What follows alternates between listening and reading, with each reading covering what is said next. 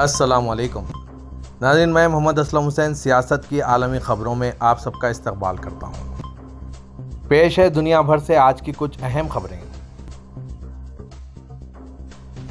Oman کے سلطان ہاشم بن طارق السعید نے آج یعنی ہفتے کے روز پیغمبر اسلام کے یوم ولادت کے موقع پر غیر ملکیوں سمیت 325 قیدیوں کو معاف کر دیا۔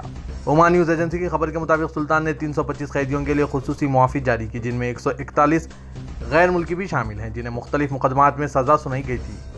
معافی کا فیصلہ نبی کریم صلی اللہ علیہ وسلم کے یوم ولادت کے موقع پر آیا ہے، جو اس سال 8 اکتوبر بروز ہفتے کو عرب ممالک میں منایا گیا۔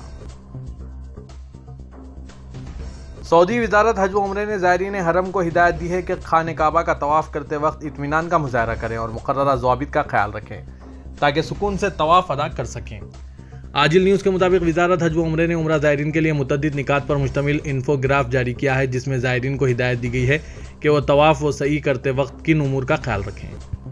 انفوگراف میں کہا گیا ہے کہ زائرین خانہ کعبہ کا طواف شروع کرنے سے قبل اس امر کا جائزہ لیں کہ زائرین مطاف میں اگرچہ نہیں ہیں تو فوری طور پر بالائی منزل پر چلے جائیں۔ طواف شروع کرتے وقت مخالف سمت سے داخل نہ ہوں۔ طواف کے آغاز کے مقام پر پہنچنے کے لیے اس رخ سے جائیں جہاں سے دیگر لوگ چل رہے ہیں۔ کویت کے امیر شیخ نواف احمد الصباح نے آج یعنی ہفتے کے روز معمول کے طبی ٹیسٹوں کے لیے اٹلی کا سفر کیا، سرکاری خبررساں ایجنسی کونا نے رپورٹ کیا۔ ایک بیان میں کہا گیا ہے کہ شیخ نواف احمد الجابر الصباح ہفتے کے روز اٹلی پہنچے تاکہ وہ باقاعدہ طبی معائنے جاری رکھ سکیں۔ انہوں نے ایک بیان میں مزید کہا کہ ہوائی اڈے پر اٹلی میں کویت کے سفیر ناصر القحطانی اور اراکین نے ان کا استقبال کیا۔ شیخ نواف نے اپنے بھائی امیر شیخ صباح احمد کی وفات کے بعد 2020 میں خلیجی عرب ریاست میں اقتدار سنبھالا تھا۔ متحدہ عرب امارات میں ایمریٹس نیوکلیئر انرجی کارپوریشن نے آج اعلان کیا ہے کہ برقہ نیوکلیئر انرجی پلانٹ کے یونٹ 3 کا آغاز کے بعد اس کی آپریشنز اور دیکھ بھال کی ذیلی کمپنی نوا انرجی کمپنی نے اب اس یونٹ کو محفوظ طریقے سے اور کامیابی کے ساتھ متحدہ عرب امارات سے منسلک کر دیا ہے۔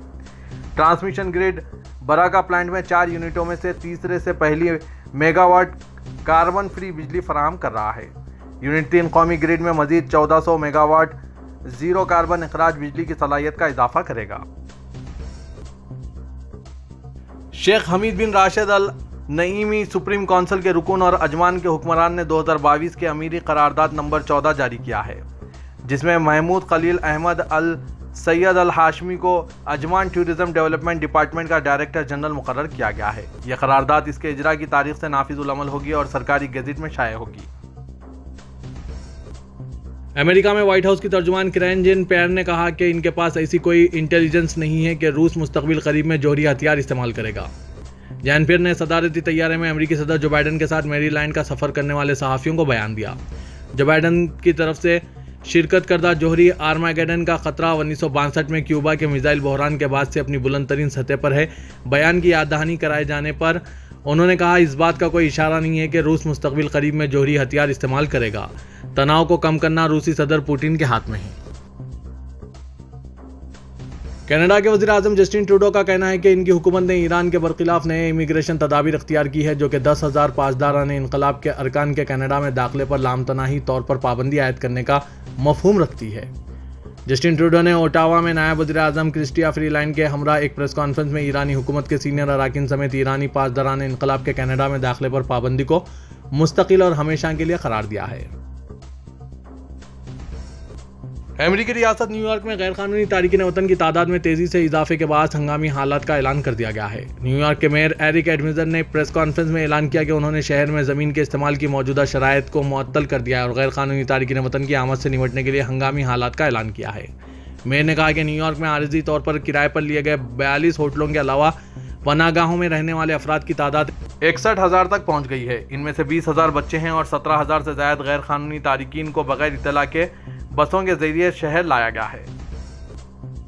ترک صدر رجب طیب اردوغان نے کہا کہ شام کے صدر بشار الاسد کے ساتھ وقت آنے پر ملاقات کی راہ تلاش کی جا سکتی ہے۔ اس وقت نچلی سطح پر مذاکرات کا سلسلہ جاری ہے۔ انہوں نے کہا کہ یونانی انتظامیہ کی پالیسیاں جھوٹ پر مبنی ہیں۔ صدر اردوغان نے ان خیالات کا اظہار چائکیا میں یورپین پولیٹیکل کمیونٹی کے اجلاس کے موقع پر پریس کانفرنس سے خطاب کرتے ہوئے کہا۔ عالمی ادارہ صحت یعنی WHO نے خبردار کیا ہے کہ پاکستان میں سیلاب سے متاثرہ علاقوں میں بیماریوں کی دوسری لہر آ رہی ہے اور اگر فوری اقدامات نہ کیے گئے تو جنوری تک 27 لاکھ کے قریب ملیریا کیسز سامنے آ سکتے ہیں، جس سے ہزاروں اموات کا خدشہ ہے۔ اسلام آباد میں ایک پریس کانفرنس سے خطاب کرتے ہوئے پاکستان میں عالمی ادارہ صحت WHO کے سربراہ ڈاکٹر پلیتھا ماہیپالا نے کہا کہ پاکستان کے سیلاب سے متاثرہ علاقوں میں ملیریا، ڈائریا اور ڈینگو جیسے وبائی امراض تیزی سے بڑھ رہے ہیں اور عالمی برادری کی شدید مذمت کی ضرورت ہے، کیونکہ تقریباً 82 لاکھ افراد کو صحت کے حوالے سے مدد کی فوری ضرورت ہے۔ ہندوستان کی ریاست مہاراشٹر کے نیشنلسٹ کانگریس پارٹی کے سربراہ شرد پوار نے آج ہفتے کو کہا کہ مسلم کمیونٹی کے ارکان کو یہ احساس ہے کہ ملک کی آبادی کا ایک بڑا حصہ ہونے کے باوجود انہیں ان کا جائز حصہ نہیں مل رہا ہے۔ مسلم انٹلیکچوئل فورم کے زیر اہتمام ہندوستانی مسلمانوں سے پہلے کے مسائل کے عنوان سے منعقدہ ایک تقریب سے خطاب کرتے ہوئے شرد پوار نے اردو کے لیے بیٹنگ کی، لیکن ساتھ ہی ریاستوں کی بنیادی زبان کی اہمیت پر زور دیا۔ کیرالہ کی صورتحال کو مثال کے طور پر پیش کیا۔ مسلم کمیونٹی کے ممبران کو یہ احساس ہے کہ ملک کا اتنا بڑا حصہ ہونے کے باوجود انہیں ان کا جائز حصہ نہیں مل رہا ہے، جو حقیقت میں ایک حقیقت ہے۔ اس پر غور و خوض کرنا ہوگا کہ وہ اپنا واجب الادا حصہ کیسے حاصل کر سکتے ہیں۔